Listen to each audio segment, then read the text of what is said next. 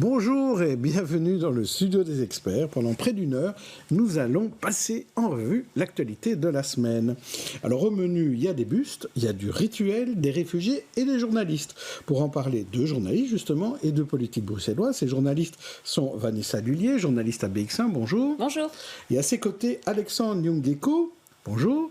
Bonjour, Jean-Jean. Rédacteur en chef de Média Latitude et journaliste burundais réfugié en Belgique. On parlera dans un instant de ce qu'est Média Latitude d'ailleurs.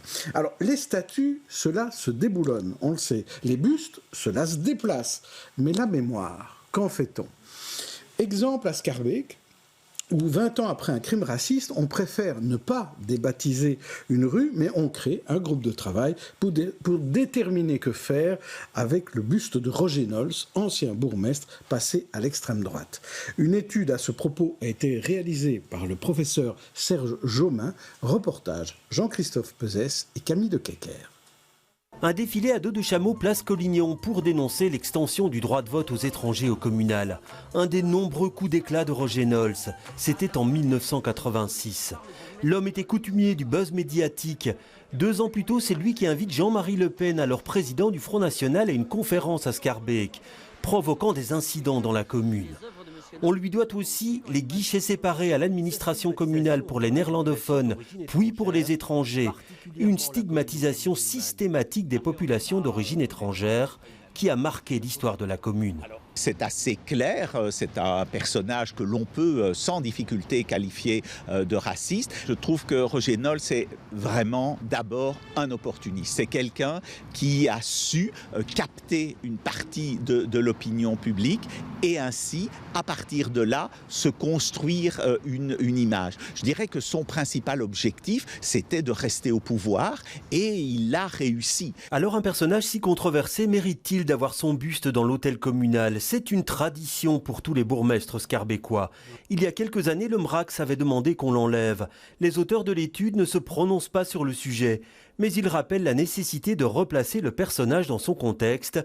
18 ans à la tête de la commune, avec un réel soutien populaire et politique. Le problème, c'est que si effectivement, imaginons, on enlève la statue de Nols et puis voilà, on n'en parle plus, on oubliera qu'il n'était pas seul à Schaerbeek, mais pas seul à Bruxelles non plus. Il y a eu beaucoup de personnes qui pensaient comme lui, qui défendaient les mêmes idées ailleurs à Bruxelles. Et c'est sans doute le moment de le rappeler à une année où Nols fêterait ses 100 ans. Fort de cette étude historique, la majorité schaerbécoise a bien l'intention de relancer le débat sur le sujet, mais elle doit encore s'accorder sur la forme qu'il prendra.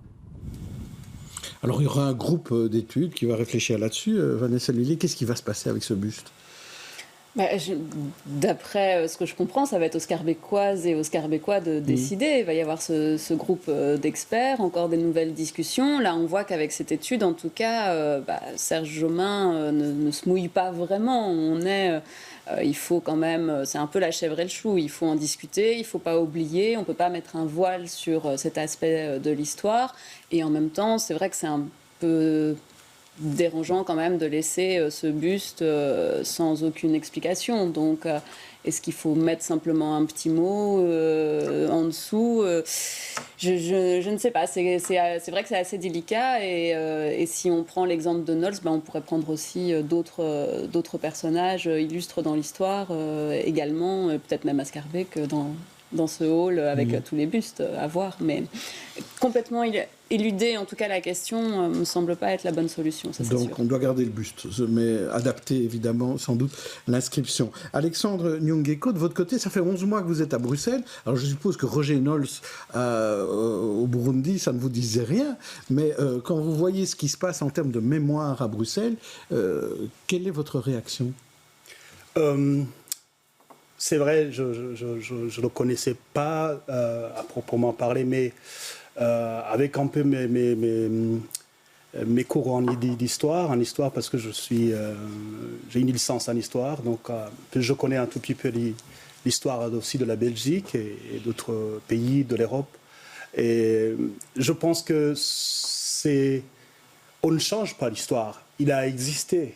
Et je pense si on a décidé de mettre tous les bustes de tous ceux qui sont passés par là, on ne pourra pas on ne pourra pas l'enlever. Donc, et puis, on ne va pas changer l'histoire. Ça a existé. Et je pense que plutôt, c'est de faire en sorte que les générations futures, même actuelles, puissent savoir quel a été cet homme, qu'est-ce qu'il a fait.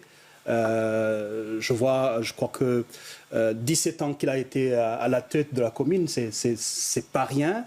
Et je pense que celui qu'on a interviewé dans le Serge Jolin, il revenait aussi, donc là, il n'était pas seul. S'il était seul, il ne serait pas resté aussi longtemps. Donc je pense que c'est plutôt à mon avis, de le laisser, mais de mettre dans leur contexte. C'est aussi, je pense, d'autres bustes aussi. Ce n'est pas que lui. C'est aussi là où on peut trouver les bustes d'Hitler, les bustes d'autres personnalités. C'est vrai que des bustes d'Hitler, ça, il n'y en a pas beaucoup à Bruxelles, mais chacun a ses problèmes. Chacun ses problèmes. À travers le monde, parce que ça aussi, je pense que il faut que ça reste dans les annales de l'histoire. Et si les gens veulent étudier, si on veut effacer tout ça, je pense qu'il y aura un certain moment où on aura falsifié d'une certaine manière l'histoire. Eh bien, on va voir ce qu'en pensent nos deux invités politiques, qu'ils entrent.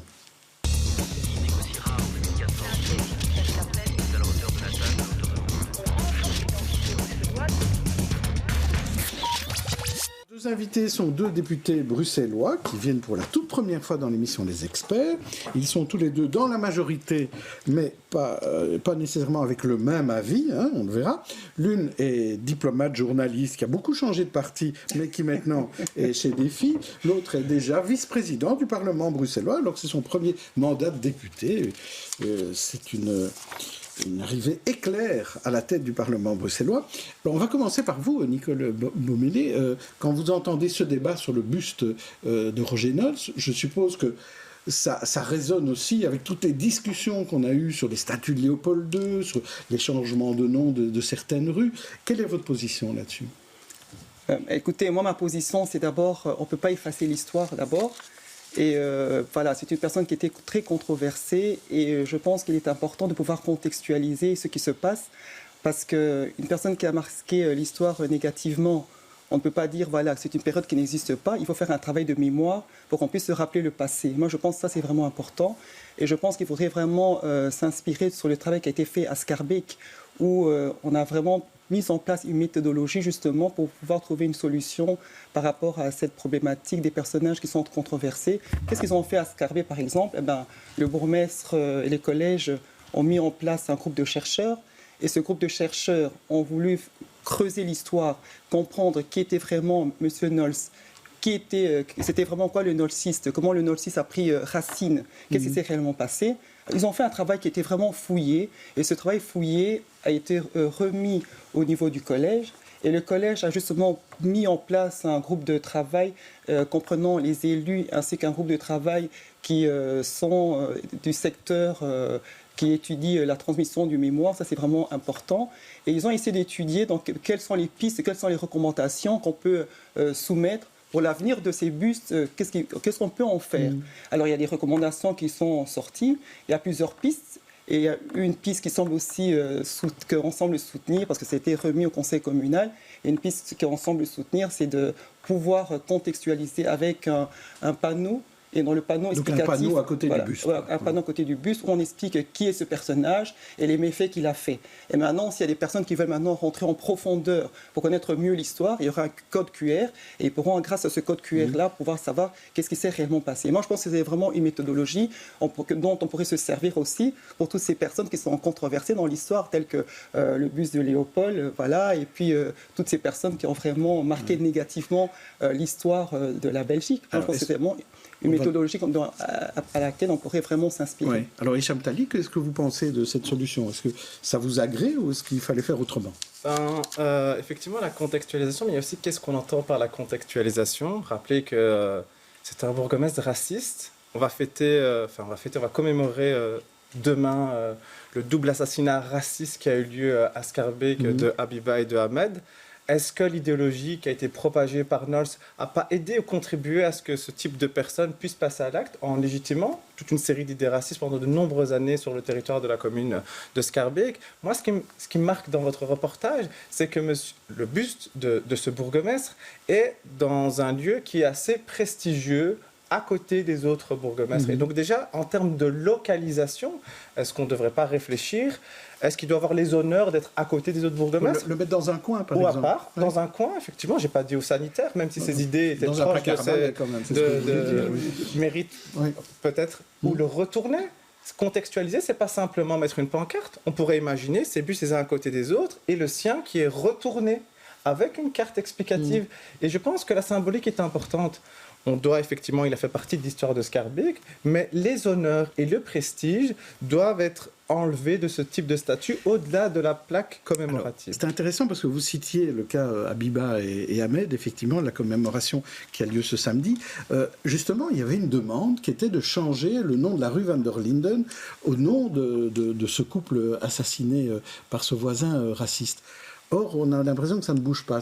Vous trouvez que la commune devrait agir? Est-ce que vous le dites à vos voisins écolos de Schaerbeek qu'ils doivent faire quelque chose? Je dis à mes voisins écolos qu'il y a toujours de la symbolique, et la symbolique est extrêmement importante. Et effectivement, je regrette qu'après 20 ans, on n'ait toujours pas trouvé une rue, une place à changer pour mettre le nom, pour qu'on n'oublie pas, parce que c'est important que les événements qui se passent s'inscrivent en fait dans le territoire. Et comment on inscrit dans le territoire des événements ou des souvenirs? C'est via des statuts, via des noms de rues, via des noms de places, et c'est symboliquement extrêmement important. Qu'en pensez-vous, Nicole Beaumellé? Est-ce que vous soutenez aussi cette demande de la famille de Habiba et Ahmed? Écoutez, moi je pense d'abord, comme je vous ai dit tout à l'heure, il faudrait vraiment laisser le temps aux experts de pouvoir travailler. On a mis il y a des chercheurs, il y a des experts, il y aura des recommandations. Et je pense pour plusieurs situations dont on doit faire face, il faudrait quand même utiliser cette méthodologie. Mais je tiens aussi à souligner par rapport au nom de rue que des filles quand même avaient proposé à travers notre ancienne collègue Fatima Sidibé le changement du nom de rue. On peut profiter aussi à ces occasions-là, pouvoir changer certains noms de rue en mettant par exemple en avant les femmes qui ont milité positivement contre la discrimination, contre beaucoup de choses qui sont passées dans la société. Oui, donc vous n'êtes pas contre les noms de changement de rue? Non, je ne suis pas du tout contre, mais je pense qu'il faut vraiment laisser aux experts faire le travail et laisser qu'il y ait des recommandations. Et voilà. Oui, et quand le maire demande que l'avenue de Stalingrad ne s'appelle plus avenue de Stalingrad et s'appelle peut-être demain avenue de Mariupol, qu'est-ce que vous en pensez? C'est une aberration, honnêtement. Hicham Tali dit non, déjà, lui. Socialement, je pense que c'est vraiment important, justement, de laisser les secteurs associatifs qui militent justement pour toutes ces discriminations, sur toutes ces inégalités-là, puissent donner des recommandations. Alors, je suis tout à fait contre la proposition du MR. C'est vraiment aberrant, ça n'a vraiment pas de sens. Il faut laisser vraiment les secteurs associatifs pouvoir donner le pas. Ça, c'est vraiment des propositions. Mais surtout, c'est hypocrite et c'est en contradiction totale avec la position que le MR a au Parlement bruxellois. De manière générale, lorsqu'il s'agit de contextualiser décolonisation, c'est les premiers à crier qu'il faut faire gaffe, qu'on doit absolument rien faire, qu'il faut faire attention, que c'est notre histoire, etc. Et puis là, tout d'un coup, il y a une sorte de petit marketing politique sur deux rues. En fait, symboliquement, Poutine ne représente pas la Russie, ne représente pas l'histoire de la Russie, qu'on voudrait renommer Stalingrad et rue de Russie. Pour moi, ça n'a aucun sens. Et ça montre en fait un différentiel de positionnement en fonction des sujets et un manque de cohérence flagrant. Vanessa Lullier. Oui, on est dans un marketing en fait, et dans l'émotion, et dans le marketing politique, comment faire parler de soi à ce moment-là, alors qu'effectivement, on a un crime qui s'est déroulé il y a 20 ans, on est dans un fait historique. On n'est pas du tout... La guerre, évidemment, en Ukraine sera un fait historique, mais on ne peut pas réagir sur le coup de l'émotion. Par contre, 20 ans après, je pense qu'on peut débaptiser une rue pour rendre hommage à ces personnes. Et quand on parle de mémoire, il y a aussi, pendant ces derniers jours, on se rend compte que le monument arménien a été tagué. Il y a eu une inscription antisémite à Uccle devant une maison où habite une famille juive. On voit quand même que la mémoire, ça reste quand même quelque chose d'assez lourd et difficile à vivre à Bruxelles, Hicham Tali. Mais donc, c'est effectivement le tag qu'on condamne fermement sur monument arménien est un scandale. Et ça montre que c'est pas anodin, en fait. C'est pas anodin. Les symboles qu'il y a dans l'espace public nous engagent tous collectivement et racontent une histoire. Et quelle histoire on veut défendre ou promouvoir. Mais ça gêne certains. Ça gêne et ça devrait pas gêner, parce que je rappelle que le génocide arménien fait partie des 3 génocides qui ont été reconnus. En fait, le nier, c'est... je n'ai plus le mot en tête, c'est du négationnisme, en fait.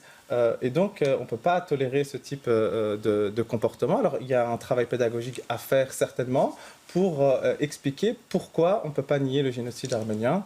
Et je pense que ce travail a lieu dans les écoles et il doit encore être renforcé. Moi, je trouve que c'est vraiment important, d'abord, de pouvoir travailler sur le mémoire. Et sur la mémoire, d'ailleurs, c'est la raison pour laquelle nous avons déposé une proposition de résolution sur la décolonisation de l'espace public, parce que c'est un travail à faire qui est quand même important. Parce que si on regarde bien, ce sont des sujets assez sensibles. Et quand on prend par exemple le cas de Lumumba, par exemple, c'est seulement en 1990 qu'on a ouvert le débat. Alors que l'indépendance du Congo-Rwanda-Burundi, c'était en 1960. Il a fallu beaucoup d'années après. Ce sont des sujets sensibles, il faut des débats. Et grâce à ça aussi, grâce à la Fédération Wallonie-Bruxelles, qui a aussi un levier très important au niveau de l'enseignement, il faut aussi au niveau de l'enseignement pouvoir ouvrir des thématiques, en parler aux élèves. Par exemple, si on regarde les élèves en 2e secondaire, il y a très peu d'enfants qui ne savent même pas comment situer l'histoire de la colonisation de la Belgique dans ces 3 pays. Ils ne savent même pas. Et moi, je pense pour mettre fin à ces discriminations, mettre fin à ces préjugés, il faut vraiment ce travail qui est vraiment important. Ce travail est vraiment primordial parce que les gens... D'accord, mais vous avez vu qu'il y a du boulot, parce que vous citez la colonisation, et puis il y a la problématique arménienne, il y a la problématique juive. Il y a beaucoup de problématiques à régler, on sent qu'il y a une forte tension dans notre capitale.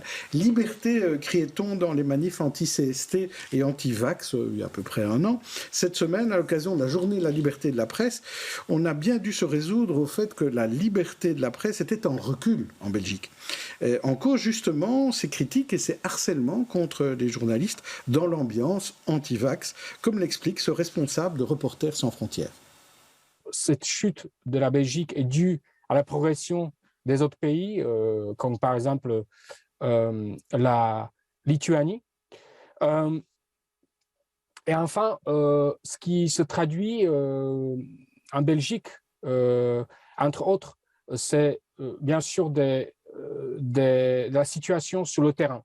Les journalistes belges ont connu de nombreuses attaques, intimidations, menaces de la part des manifestants contre les mesures sanitaires pour combattre la pandémie du Covid-19. Par ailleurs, les journalistes femmes, les femmes journalistes sont régulièrement menacées en ligne. Et il y a aussi un problème qui est peut-être reculé en 2021 par rapport à 2020, de violences policières. Donc il s'agit à la fois de la liberté sur Internet, notamment en Europe, et de l'autre côté, la puissance des désinformations, qui elles aussi ont bien circulé en Belgique en relation avec la pandémie. Et je voudrais ajouter par rapport à la Belgique que le critère qui contribue particulièrement à la chute de la Belgique, c'est le contexte économique. Des retombées économiques de la crise du Covid sur les médias belges, d'une part, et d'autre part, aussi la concentration des médias qui fonctionnent en même temps sur 2 marchés relativement séparés. Alors, Alexandre Ngueko, pour un journaliste menacé dans son pays, parce que c'est votre cas au Burundi, vous êtes accueilli à Bruxelles depuis 11 mois, tant mieux. Ça doit vous rappeler quelque chose, ces intimidations, même si ici en Belgique, c'est évidemment pas au même niveau que ce que vous avez connu. Ça n'a rien à voir, ça il faut le dire, mais bien évidemment, ce n'est pas pour minimiser quand même les attaques dont fait l'objet les journalistes, notamment le harcèlement le harcèlement en ligne des femmes journalistes, donc qu'il faut dénoncer bien évidemment. Mais je dois dire que quand je vois ce classement de Reporters sans frontières, des fois je me pose la question. La Belgique a reculé, mais mon pays, on dit qu'elle a avancé. Ah, ouais. C'est étonnant.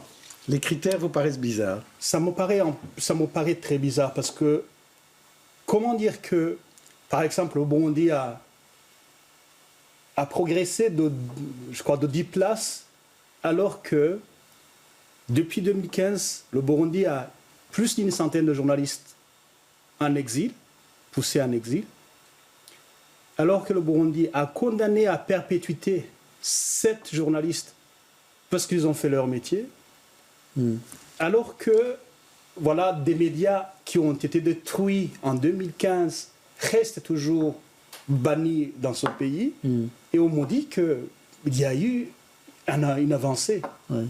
Bon, pour vous, clairement, il n'y en a pas. Oui. Il n'y en a pas. Donc là, c'est quand même un peu étonnant. Et donc, ce genre de classement, je dois dire que des fois, moi, je me demande c'est quels critères. Ce n'est pas parce que, voilà, il y a eu ouverture, parce que, bon, oui, bon, il y a eu des satellites le parti a créé des organes, le parti au pouvoir a créé des organes d'expression au Burundi, et qu'on va dire qu'on a créé des médias, et donc on va dire, voilà, il y a eu 10 médias qui ont été créés, mais en fait, quel est le contenu? Je pense que c'est ça aussi sur lequel il faut s'interroger. Ce n'est pas uniquement par rapport à la quantité, mais quelle est la qualité? Très bien, vous alertez Reporters sans frontières là-dessus. Hicham Tali, je vous voyais réagir quand ce responsable de RSF parlait aussi de concentration de médias.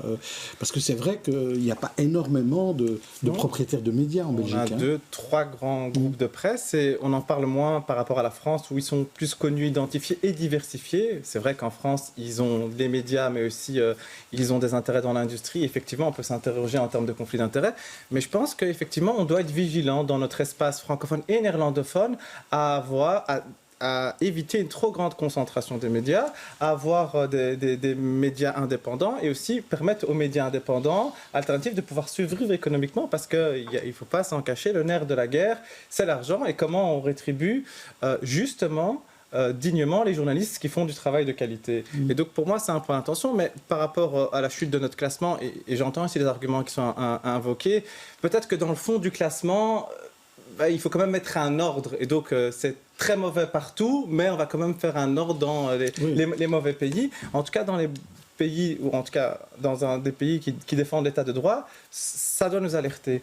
Et effectivement, il faut qu'on protège nos journalistes qui sont sur le terrain lors des manifs, qui essayent de rendre compte des situations. Lorsqu'il y a des manifs anti-Covid, en tout cas, pour les libertés, il y a eu beaucoup d'agressions et ça doit nous indigner. Mais on parle aussi de violences policières. Et à cet égard-là, les journalistes doivent être en mesure de rapporter lorsqu'il y a des débordements qui sont commis par les forces de l'ordre. Et en fait, dernier élément, j'aimerais aussi dénoncer ici quand des présidents de partis dits démocratiques interpellent, agressent ces journalistes à longueur de journée sur les réseaux sociaux. Je crois plus d'une 78 fois pour un président de parti que je ne vais pas citer, qui encore ce matin s'indignait d'une couverture de presse du VIF pour pas citer le média. Et donc ça aussi, ça doit faire partie de la culture politique de respecter le travail journalistique. On peut ne pas être d'accord à un moment donné avec un édito, mais la critique... ne critique jamais les journalistes. C'est pas ce que je dis. La récurrence de manière systématique. Et donc j'entends, et c'est ce que j'ai dit, on peut être à un moment donné heurté par un édito, mais que systématiquement, lorsqu'une opinion est émise par un journal ou un journaliste ou un quotidien, on s'en insurge, eh ben c'est le fait que ce soit systématique qui pose problème. Donc c'est bien cette nuance-là que je voulais pointer. Nicole Beaumelet, de votre côté, vous avez entendu un peu quelques réactions concernant la liberté de la presse. Qu'est-ce qu'il y a moyen de faire au niveau du Parlement bruxellois? Est-ce qu'il y a moyen d'aider les journalistes à être plus indépendants encore? Moi, je pense qu'il faut vraiment aider les journalistes parce que c'est vraiment scandaleux, parce que quand même, la presse, c'est quand même un grand pouvoir dans un pays démocratique.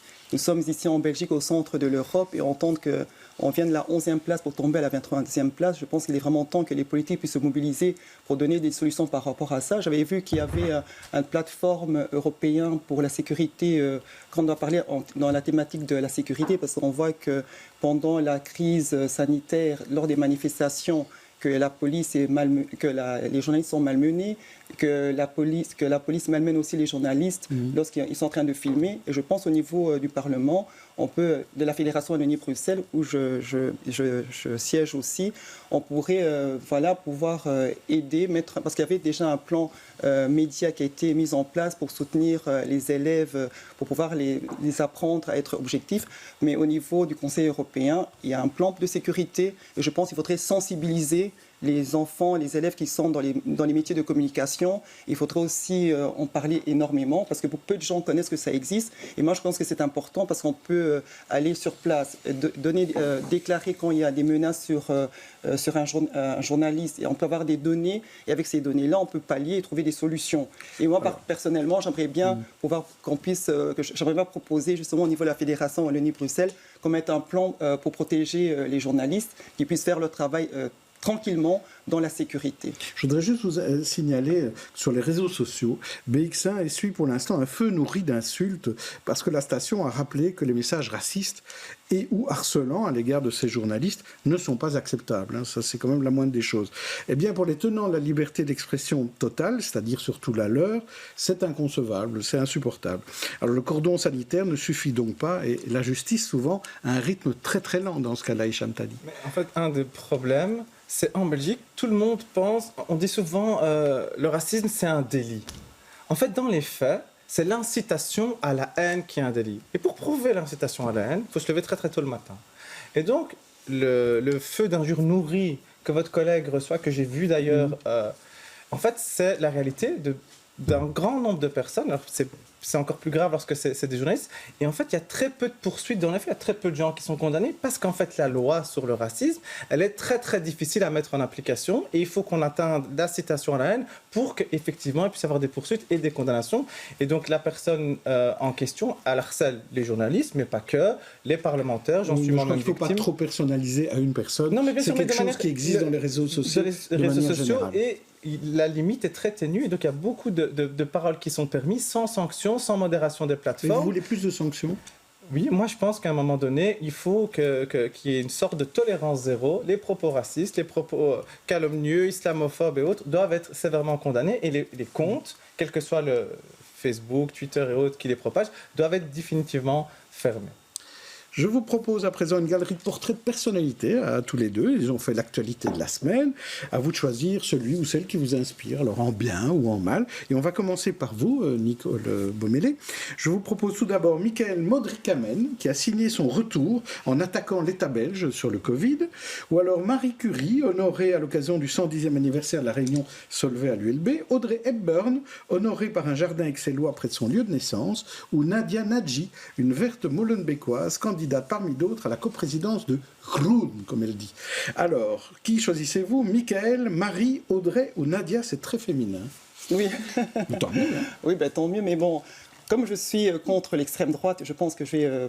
parce que Modrikamen. Voilà, lui, je suis contre l'extrême droite et on voit que l'Europe est en train d'aller fort vers l'extrémisme et il faut lutter contre ça. Et d'où c'est important de mettre en place le cordon sanitaire, c'est important. Alors moi, je pense que c'est vraiment important de pouvoir sensibiliser, faire une éducation à la parentalité au niveau des parents pour apprendre aux gens, aux enfants à ne pas aller vers le racisme parce que l'enfant ne naît pas raciste. L'enfant le devient. Il faut vraiment une éducation à la parentalité. Et l'extrême droite, c'est vraiment triste qu'ils utilisent vraiment les minorités pour pouvoir se faire une place au niveau électoral. Et moi, je pense que ça, c'est vraiment triste. Et alors, moi, je choisis et j'espère que ce monsieur ne pourra pas pouvoir... en ce moment, il n'est pas de retour dans la politique. Oui, c'est lui qui avait créé le Parti populaire. Qu'il ne sera pas de retour dans la politique. Mais là, c'est juste dans l'aspect juridique, puisqu'il est avocat de formation. Alors vous, Hicham Tadi, je vous en propose 4 autres. Tout d'abord, Régine. Régine, la reine de la nuit, chanteuse réaliste, née à Anderlecht et morte à 92 ans. Jean-Luc Mélenchon, roi de l'Union de la gauche en France, qui invente le Premier ministre au suffrage universel. Francisca Bostein, nouvelle patronne de la Sûreté de l'État. Ou Valérie Glatini, qui obtient une Pax Inami sur les quotas et sur les concours d'entrée en médecine. Alors, qui choisissez-vous? C'est encore très féminin, il y en a 3 sur 4. Régine, Jean-Luc, Francisca ou Valérie? Je pense que l'actualité m'impose de choisir Jean-Luc Mélenchon. Bon, donc, on ne vous impose rien du tout. Hein. Oui, mais je pense que cette union de la gauche en France redonne de l'espoir, je pense, aux électeurs de gauche qui se sont sentis pendant de nombreuses années trahis avec cette social-démocratie, en tout cas où toute une série de partis de gauche, lorsqu'ils étaient au pouvoir, ont mené des politiques qui n'étaient pas de gauche, en tout cas pour leur électorat.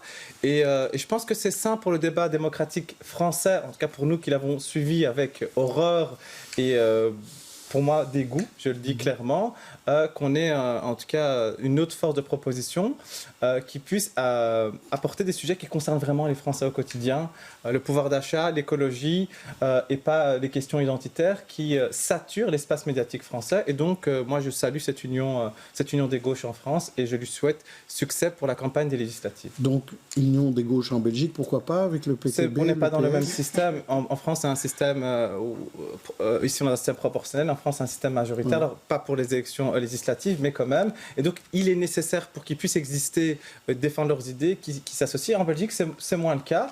Il y a des discussions lorsque les uns et les autres, si on se met d'accord sur un programme dans une coalition. Voilà, je ne suis pas devin, je ne sais pas dire ce que l'avenir nous réserve. On verra. 5 infos de la semaine, laquelle vous a ravi, laquelle vous a énervé peut-être, et pourquoi. Tout d'abord, les allocations loyers qui sont en retard à Bruxelles. L'arrêt Roe versus Wade, bientôt cassé aux États-Unis, un avortement en péril aux États-Unis. Le bâtiment du PS qui a été vandalisé après la manif du 1er mai. L'évaluation des enseignants qui dérange au point que Caroline Désir reporte d'un an son plan. Ou la fin du masque dans certains transports comme les avions, par exemple. Que choisissez-vous? D'abord, Hicham Tali, qu'est-ce que vous choisissez dans ces 5 infos? L'allocation loyer en retard, ça m'énerve en fait, parce que c'est les publics en fait, qui sont les plus précarisés, qui sont encore une fois victimes. Alors l'allocation devait être payée en janvier. Oui, elle est due, de toute façon. Elle est due, oui, mais ils y auront droit. Ils y auront droit, mais en même temps, ils sont face à des bailleurs qui sont privés. Le bail n'est pas suspendu. Ils sont soumis à leurs obligations. Ils doivent payer leur loyer. Ils peuvent invoquer un retard, mais... Vous en voulez au gouvernement bruxellois?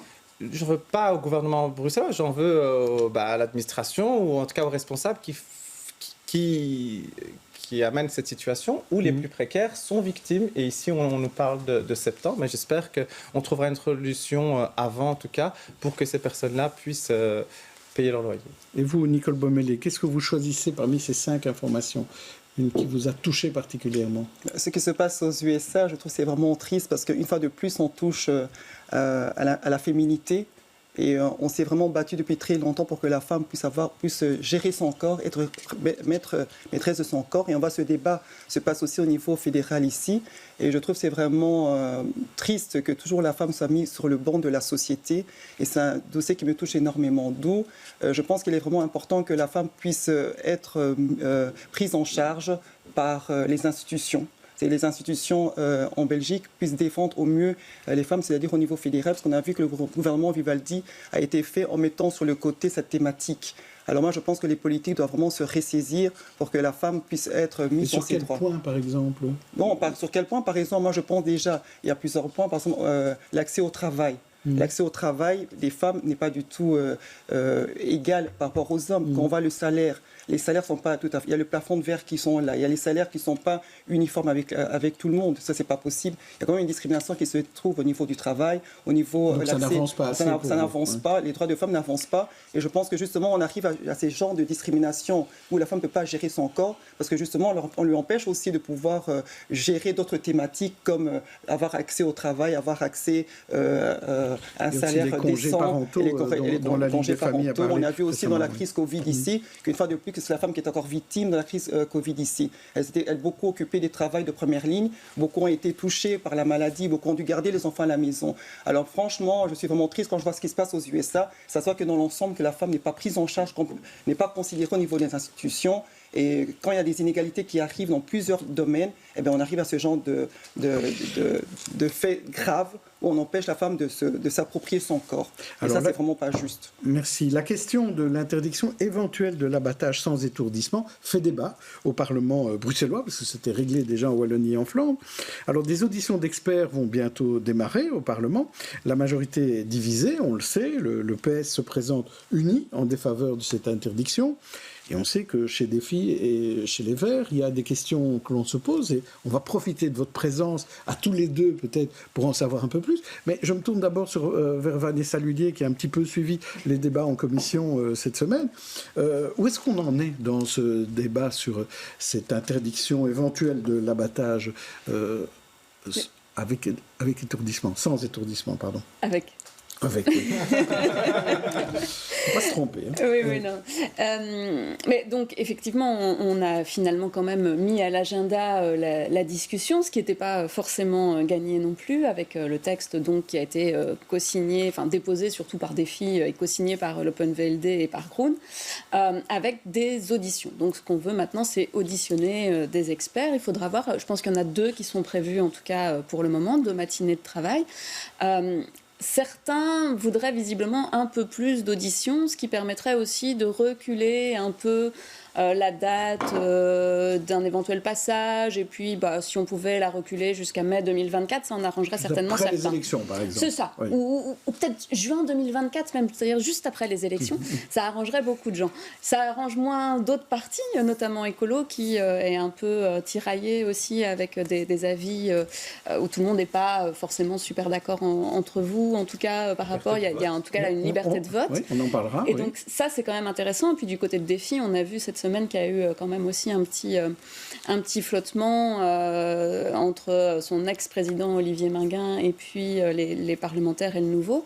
Et surtout, voilà, on voit que Défi aurait bien aimé peut-être faire un petit peu machine arrière et pas forcément présenter ce texte. Eh bien, on va tout de suite en savoir un peu plus avec nos 2 invités. D'abord sur Défi, Nicole Baumellé. Donc, on était favorable à cette interdiction et on a entendu cette semaine des voix un peu discordantes, Michel Deher d'Ascarbeck, Olivier Minguin. Finalement, qu'en est-il? Quelle est la position de Défi sur ce texte? D'abord, je voudrais dire une chose, c'est-à-dire que Défi a mis en avant la souffrance animale, parce que la souffrance animale, elle est là, ça a été prouvé par les scientifiques, ça a été prouvé par des experts, la souffrance, elle est là. Et c'est vrai que, Défi a mis ce texte sur la table parce c'était normal d'agir par rapport à cette thématique. Et c'est vrai que quand ça arrive sur la table, ça crée beaucoup de frustration. Mais je tiens quand même à rassurer plusieurs personnes, parce qu'il y aura des auditions, parce que nous allons aller jusqu'à la fin de la démarche parlementaire. C'est-à-dire nous allons auditionner, il y aura des amendements qui seront mis en place. Je comprends qu'il y ait des frustrations. Moi-même aussi, dont je suis ici, j'ai aussi certaines questions. J'ai aussi certaines questions par rapport à ce qui se passe. Votre avis n'est pas encore fixé dans votre cas? Mon avis personnel? Mon avis, je suis en train de réfléchir. Je dois d'abord écouter les experts. On doit aussi écouter les responsables des secteurs religieux. C'est tout quand même important, parce qu'il n'est pas question ici de stigmatiser les populations qui utilisent ces rites religieux. Ça, c'est vraiment très important. Pour moi, j'y veille tout à fait. Et il y a aussi une question, là, je rejoins un peu M. Minguin quand il a une inquiétude par rapport à ces thématiques, c'est-à-dire qu'il serait vraiment triste qu'on ne puisse pas avoir un consensus au niveau des partis traditionnels et qu'on ait besoin des partis d'extrême droite pour pouvoir valider notre proposition. C'est pour ça que je lance la balle à Écolo qui a voté le texte au niveau de la Wallonie. Voilà, et tous ces partis qui ont voté au niveau de la Wallonie, de pouvoir trouver un consensus ensemble avec les secteurs religieux aussi, parce que je tiens quand même à souligner, parce que le point ici qui est important, c'est vraiment de ne pas faire souffrir l'animal. Et le secteur religieux aussi, ils ont ça comme problématique, comme thématique aussi. C'est aussi une importance pour elles. Il faut aussi écouter aussi le secteur religieux, c'est-à-dire pour ne pas stigmatiser les communautés. Moi, je trouve que c'est vraiment important de ne pas stigmatiser les communautés, de pouvoir avoir un consensus avec les partis traditionnels. On va demander l'avis d'Hicham Tali. Est-ce qu'il y a un consensus possible sur un dossier aussi tendu ? Il y a toujours un consensus possible sur n'importe quel dossier, en fait. Ici, ce qui est intéressant, c'est l'abattage rituel l'interdiction de l'abattage rituel a été votée, par exemple, en Wallonie et en Flandre. Et quand on discute avec les communautés ici à Bruxelles, et on leur pose la question, et ce qui revient souvent, c'est on a l'impression que le bien-être animal, il est vu uniquement sur le prisme de l'abattage religieux qui concerne les juifs et les musulmans. Si les auteurs qui ont avancé sur le bien-être animal en Wallonie étaient sincères dans leur démarche à l'époque, pourquoi ils n'ont pas été plus loin sur l'échelle industrielle, sur la chasse, sur plein d'autres choses, le champ du bien-être animal? Vous en voulez aux écolos wallons alors? J'étais pas présent. Moi, en fait, ils ont eu tort. C'est pas qu'ils ont eu tort. En fait, si c'était suivi réellement d'une volonté d'avancer, d'être à la pointe sur le du bien-être animal, on n'en serait pas resté moi, il me là. semble que la ministre Tellier écolo wallonne a fait passer quand même un code de bonne conduite concernant les pratiques animales. Donc, le code de bonne conduite et interdiction de pratique, sous prétexte de bien-être animal, c'est pas la même chose, c'est plus large que ça. Aujourd'hui, on nous explique qu'on fait du bien-être animal dans la mise à mort. En fait, on va mettre à mort des animaux. La finalité est la même. Et donc, dire que c'est une sorte de bien-être dans les conditions... C'est pas ce que je dis. Je dis que s'il y avait une réelle volonté de légiférer sur le bien-être animal, on aurait des textes qui sont bien plus ambitieux, qui revoient la filière entièrement. Enfin, moi, je vous invite à aller visiter des abattoirs industriels dans lesquels on nous explique que le bien-être animal est respecté. Enfin, je veux dire, il faut aller le voir sur place pour se dire que c'est une hypocrisie sans nom. Et donc, légiférer sur le bien-être animal, welcome, mais pas au détriment en stigmatisant les communautés. Donc vous allez déposer un texte sur le bien-être animal. Ici, c'est ça que je comprends. Ici, c'est une volonté, mais apparemment, tous les partis qui veulent avancer, en tout cas, dans sur le bien-être animal, ça fait des quatre fers, y compris les libéraux. Aujourd'hui, on déposerait un texte en Wallonie ou à Bruxelles sur... il y a moins d'abattoirs industriels à Bruxelles, sur... On revoit toute la chaîne, il n'y aurait plus personne au balcon. Et donc ici, on aura un débat au Parlement. Le problème concerne la majorité, et Chamtali ici à Bruxelles... Elle ne concerne pas la majorité, elle concerne tous les partis individuellement. La majorité est déchirée sur ce dossier-là. Ce n'est pas la majorité qui est déchirée, c'est chaque parti. Il n'y a pas moyen que la majorité se mette d'accord sur un texte qui peut faire consensus, comme vous le dites vous-même, sur le bien-être animal. C'est ce qu'on souhaite, et donc il y aura des débats. Et encore une fois, ici, on reproche aux politiques que tout est joué d'avance, et puis dès qu'il y a un débat qui s'ouvre... C'est pas ce qu'a dit Vanessa. Non, ce que je dis, c'est que quand il y a une liberté de vote, on dit que les gens sont déchirés. Mais en fait, non. Il y a un débat qui va avoir lieu. On va auditionner des experts et en fonction, on pourra se positionner. Et quand on fait le reproche de dire aux partis « Ah, mais vous avez voté ça dans un État fédéral », chaque région a son propre parlement et ses propres discussions. Et si la dynamique des discussions est différente à Bruxelles, on aura peut-être des choix qui vont se poser de manière différente. Mais donc, attendons le débat et puis légiférons. Mais bien sûr, il faut éviter la stigmatisation des communautés religieuses, sachant que l'importation de viande halal ou cachère ne peut pas être interdite. Et donc, on déplace juste le problème.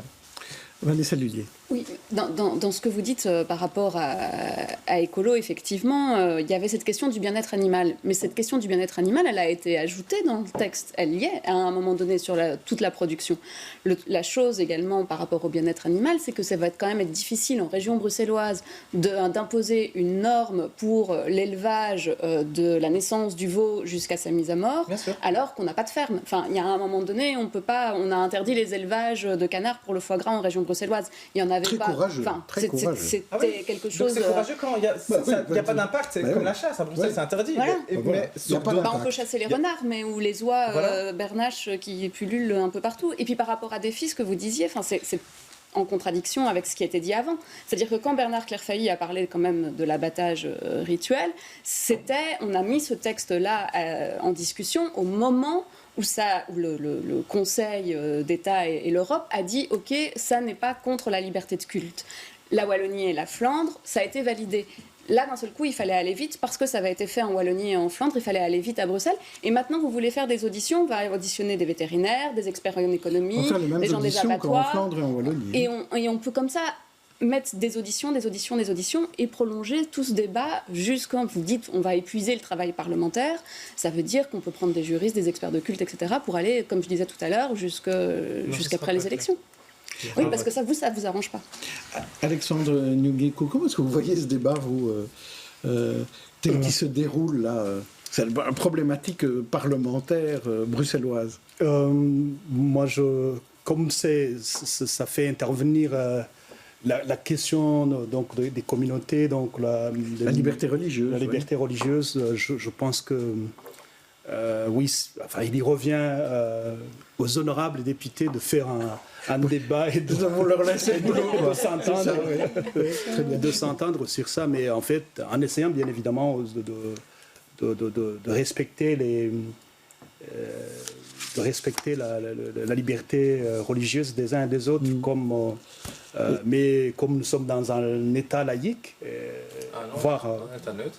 Je m'imagine. Alors justement, la Belgique n'est pas un État laïque, c'est un État neutre, comme dit très bien Hicham Thalys, c'est différent, c'est pas comme en France, donc les règles sont un petit peu différentes. Mais justement, ce qui serait intéressant dans les auditions, c'est de voir comment ça se passe dans d'autres pays, puisqu'il y a des pays où c'est interdit, l'abattage sans étourdissement. Donc de voir un peu quelles conséquences ça a, notamment sur la... Si je peux rajouter un élément, oui. J'ai envie aussi de pointer parfois l'hypocrisie. Donc par exemple, on a 3 textes, un qui est déposé par le Vins de Langue, un qui est déposé par la NVA, un qui est déposé par Défi. Et donc, Défi, Groud, et donc il y a toujours le bien-être animal. Oui. Au Parlement européen, hier, cette semaine, il y a un vote sur la pêche en raclant les fonds, j'ai plus le mot, etc., qui est voté et qui veut qu'on préserve les fonds marins, mais aussi, parce que c'est une violence, etc. La NVA n'a pas voté pour ce texte-là. Et c'est pour dire, aujourd'hui, ne pas reconnaître que certains partis instrumentalisent cette question-là, c'est nier une partie importante du débat. En fait, vous êtes d'accord avec Olivier Minguin ? Trouver qu'il ne faut pas se laisser lier par l'extrême droite ou par des partis très conservateurs. Moi, je pense que parler de bien-être animal uniquement sur le prisme de l'abattage religieux, c'est une erreur fondamentale. Et en plus, dire que c'est du bien-être animal, c'est pas du bien-être animal. Et ne pas parler de l'abattage religieux sous prétexte qu'on ne parle pas du bien-être animal, est-ce que ça pose pas aussi problème ? Moi, je m'engage ici. Si demain, on a un texte qui revoit toute la filière, y compris la filière industrielle, et en fait qui interdit la mise à mort d'animaux, je le vote. Mais laquelle à Bruxelles ? Comment on fait ça à Bruxelles ? C'est pas possible. À Bruxelles, on a encore un... Il y a quoi comme élevage ? Non, on a un abattoir. 3 lapins. Mais en termes... mais vous dites de A à Z. C'est pas que de A à Z, c'est en termes de cadence aussi. Aujourd'hui, on peut abattre combien de... C'est toute la filière animale. C'est toute la filière animale, mais compris... On n'a pas à Bruxelles. Donc à partir de l'abattoir, c'est ça que vous voulez dire. Donc c'est la filière. Avant même, si je comprends bien. Ici, l'opposition, c'est... Moi, je parle de la filière de manière générale, mais ça n'empêche pas qu'on ait aussi de plus légiférer dans les abattoirs. On a un abattoir à Bruxelles. Demain, on pourrait dire, pour le bien-être animal, il faut abattre 2 bovins par heure. Parce qu'il ne faut pas stresser les bêtes, etc.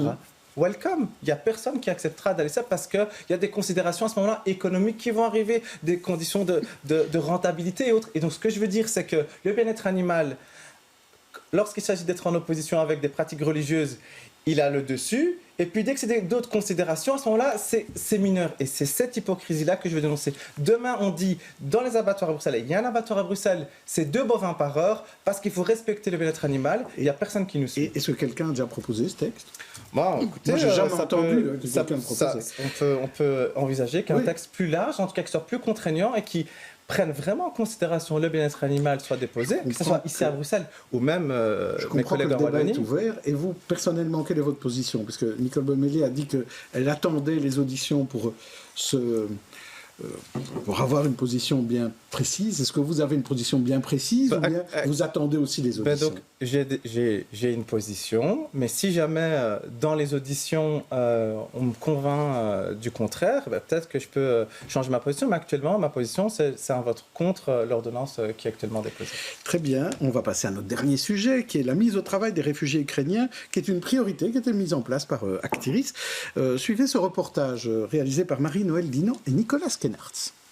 Et vous pouvez modifier les données en fonction de l'amélioration au niveau linguistique et autres. Aidée par une interprète, cette jeune femme ukrainienne fait ses premiers pas en tant que chercheuse d'emploi.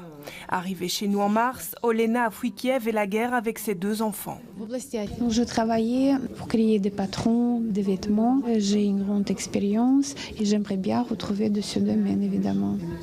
Comme Olena, plus de 80% des Ukrainiens qui se présentent à Actiris sont des femmes et plus de 70% sont âgés de 25 à 49 ans. 2 enfants, 2 filles. C'est pour les aider à construire leur dossier que cette équipe installée au siège d'Actiris près de Madou leur est dédiée. Ils sont assez perdus parce que ce n'est pas le même système en Ukraine. Je crois que 70% des gens, c'est des gens avec un master ou avec un PhD.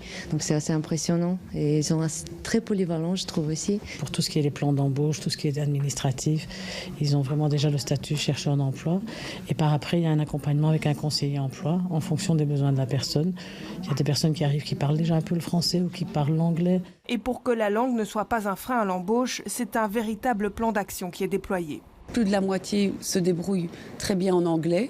Il y a plus ou moins une vingtaine de % des personnes inscrites qui parlent déjà le français. Et donc, on a tout un dispositif de chèque langue qu'on met à leur disposition, ainsi que la plateforme Brulingua. Actuellement, 328 Ukrainiens se sont inscrits chez Actiris comme chercheurs d'emploi, mais selon les estimations, 5000 doivent encore les rejoindre. Hicham Tali, c'est quand même un certain... Les réfugiés ukrainiens, ce sont quand même des profils un peu particuliers, donc c'est un peu normal que Actiris s'intéresse à cette problématique-là peut-être de manière sûre, mais certains critiquent sur le fait qu'on ne pense pas aux autres demandeurs d'emploi. Justement, je vais rebondir sur ça. Les problématiques auxquelles sont confrontés les réfugiés ukrainiens sont les mêmes que d'autres réfugiés, et je vais en prendre un spécifiquement, la reconnaissance des diplômes. La reconnaissance des diplômes, ce n'est pas un problème spécifiquement ukrainien. On le connaît depuis de nombreuses années avec toute une série de personnes issues d'Amérique latine ou parfois même d'Afrique qui ont des diplômes de juristes ou des diplômes super importants qui se retrouvent à être techniciens de surface ici parce que les procédures administratives sont longues, sont coûteuses, c'est 200 €. Alors il y a une facilité qui est actuellement en cours pour les Ukrainiens et pour les réfugiés et j'espère qu'elle est maintenue de manière plus large. On a en Belgique francophone un problème, la reconnaissance des diplômes, c'est un parcours du combattant, c'est beaucoup... Pourquoi c'est si compliqué ? C'est une très bonne question.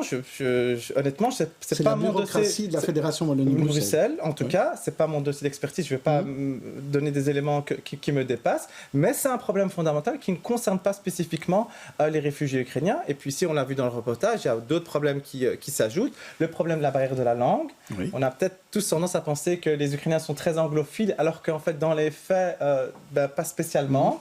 Et donc, ça rend plus difficile l'insertion sur le marché de l'emploi. Et encore élément. Enfin, quand on est en état de choc, qu'on quitte une zone de guerre, etc., je pense qu'il faut quand même un certain temps avant qu'on soit disposé à entreprendre des démarches. Et donc ici, il y a toute une série de choses qui ont été facilitées, mais ce que je veux pointer, c'est toutes les facilitations qu'on a en capacité politique de faire, et on le voit qu'en fait on peut très rapidement le faire, on peut les élargir de manière plus générale pour faciliter à tout à chacun l'accès au marché de l'emploi bruxellois. Ça pourrait être un modèle, Nicole Baumélé. Ce qu'on fait aujourd'hui avec les Ukrainiens, on pourrait le faire avec d'autres types de réfugiés aussi. Ouais, ce qu'on peut dire aussi d'abord, c'est la première fois que l'Union européenne active ce dispositif de protection temporaire où les réfugiés ont directement droit aux allocations sociales, ils ont directement droit au travail, directement droit au séjour. Mais j'espère que ce dispositif pourra aussi dans l'avenir aussi être actionné pour les autres réfugiés.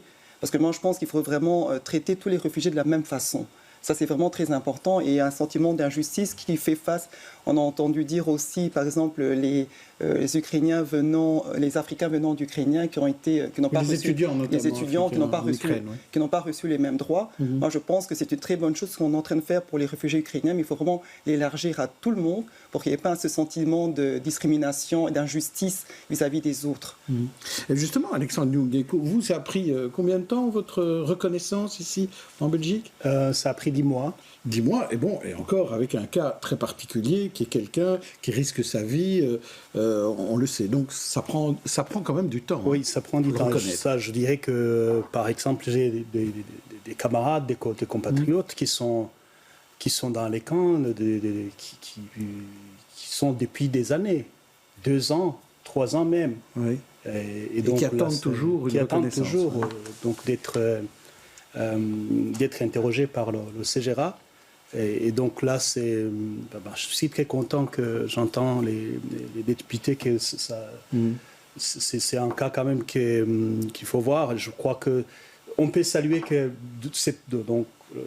cette ouverture, cet accueil réservé aux Ukrainiens, mais je pense qu'il y a d'autres, justement, pour éviter qu'il y ait de la discrimination.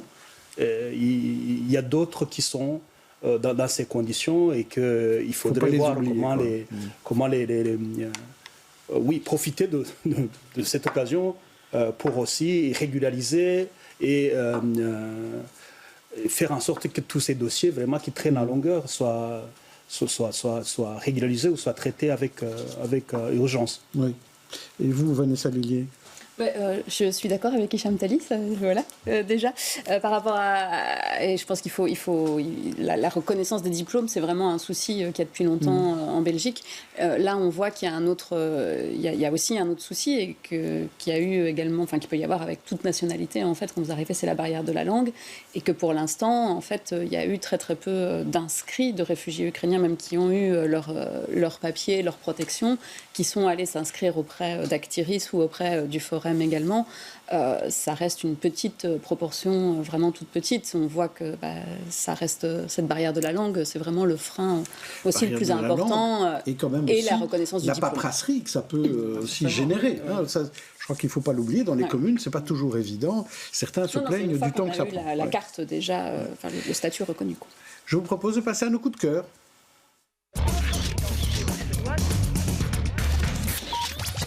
Vanessa, on va parler d'un podcast avec vous.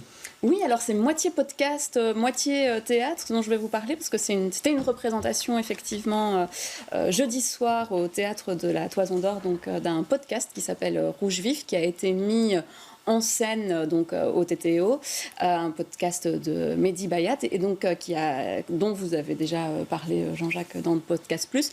Il déconstruit en fait tout ce qui est le récit, la construction du récit, et en même temps du coup il interroge aussi la société, comment notre monde aussi moderne. Enfin voilà, c'est assez bien fait, et cette mise en scène est assez réussie. Alors là c'était pour l'instant une seule représentation, mais elle sera de nouveau certainement en septembre ou en octobre à la programmation du Théâtre de la Toison d'Or, et le podcast est disponible de toute façon en ligne. Il dure 1h05, donc voilà, c'est un bon moment, et c'est bien d'écouter avec un casque, vraiment de faire une mise une écoute, voilà, d'être dans une petite bulle pour ça. Alors, avec vous, Alexandre, on va parler de Média Latitude. Vous allez un peu nous expliquer ce qu'est ce média dont vous êtes le rédacteur en chef et qui réunit un peu plein de journalistes exilés et réfugiés en Belgique.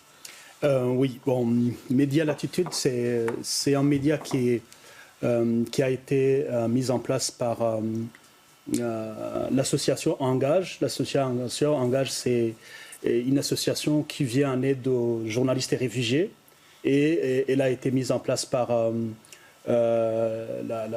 des personnalités de la Fédération internationale des journalistes, de l'association des journalistes professionnels, la JP, des universités, la VUB, l'ULB, et donc les Média Latitude, donc maintenant c'est un média qui est déjà en ligne, qui publie tous les 15 jours, donc les journalistes exilés contribuent et ils font des propositions de sujets qui sont analysés par un comité éditorial. Et vous êtes le rédacteur en chef, c'est vous le patron. Hein.